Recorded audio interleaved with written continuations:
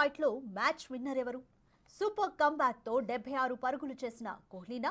ఊహించని ప్లేస్లో వచ్చి 47 పరుగులతో అదరగొట్టిన అక్షర్ పటేలా? 3 4లు 1 6తో అత్యంత అవసరమైన 27 పరుగులు చేసిన దూబేనా? పొదుపుగా పరుగులిస్తూ కీలక వికెట్లు తీసిన బూమ్రానా? ఇండియన్ బౌలర్లపై విరుచుకుపడుతున్న క్లాసెన్ను క్లాస్గా అవుట్ చేసిన హార్దిక? అత్యంత కీలక సమయంలో అంతే అద్భుతంగా బౌలింగ్ వేసిన హర్షదీప్ సింగా?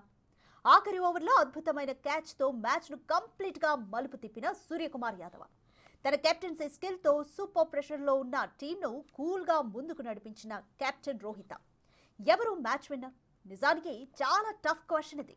కానీ ఈ క్వశ్చన్కి ఆన్సర్ చాలా సింపుల్. ఇది కంప్లీట్ టీమ్ పర్ఫార్మెన్స్.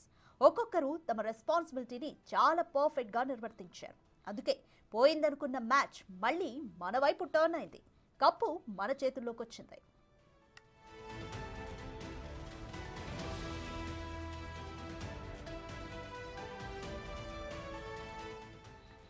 ఈ వరల్డ్ కప్ లెజెండ్స్ కు perfect farewell. Dravid head coach గా తన బాధ్యతల నుంచి తప్పుకోనున్నాడు. కోహ్లీ టీ20లకు రిటైర్మెంట్ ఇచ్చేశాడు. కోహ్లీ ప్రకటన రావడమే లేటు అన్నట్లు రోహిత్ రిటైర్మెంట్ అనౌన్స్ చేశాడు. ఈ లెజెండ్స్ కు ఈ గెలుపు ఓ చిరస్మరణీయం, ఓ లైఫ్ టైం అచీవ్మెంట్. ఇకపై మ్యాచ్లో రోహిత్ రాట్ జంటను చూడలేం. ఆ వెలితి మనల్ని కొన్ని నెలల పాటు వేధించడం ఖాయం. అందులో ఎలాంటి డౌటు లేదు. అందుకే ఈ వరల్డ్ కప్ వాళ్ళకి చాలా స్పెషల్.